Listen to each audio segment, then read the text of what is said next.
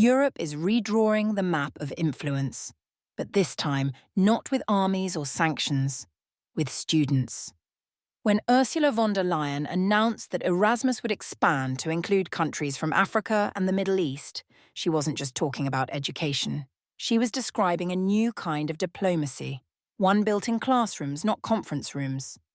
The plan, called the Pact for the Mediterranean, connects Europe to its southern neighbours through education, digital infrastructure, and economic cooperation.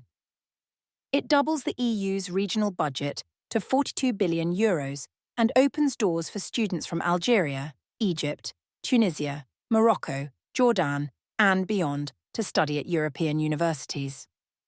But the idea goes deeper. Brussels sees this as the foundation of a new alliance, a Mediterranean partnership where people, trade, and data cables flow freely between continents. For decades, the EU treated the Mediterranean as a frontier to control. Migration crises, border patrols, and aid packages defined the relationship. Now, Europe wants to rebuild that frontier into a bridge.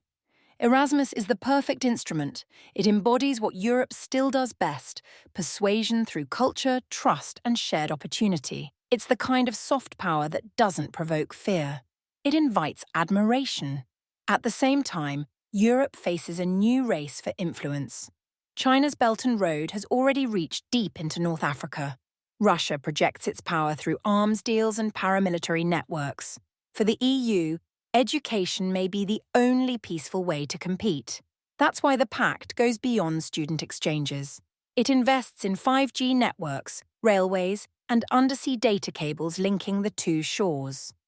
The idea is simple but strategic: to tie the prosperity of North Africa and the Middle East directly to Europe's own growth.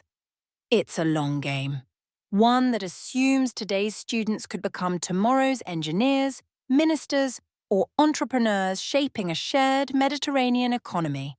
But Europe's strength, its openness, is also its risk.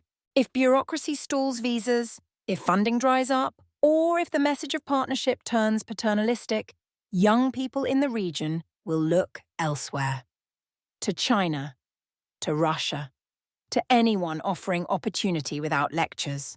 Von der Leyen called the Mediterranean a bridge between continents, for people, for goods, for ideas. For once, that vision feels more than symbolic. It's a recognition that Europe's future depends not just on defending its borders, but on expanding its influence, intelligently, peacefully, and through education. This is the Erasmus frontier, Europe's experiment in turning classrooms into engines of diplomacy. If you enjoyed this video, don't forget to like, subscribe, and visit westernrelations.com for more in-depth analysis on Europe, diplomacy, and the shifting balance of global power. Thank you for watching.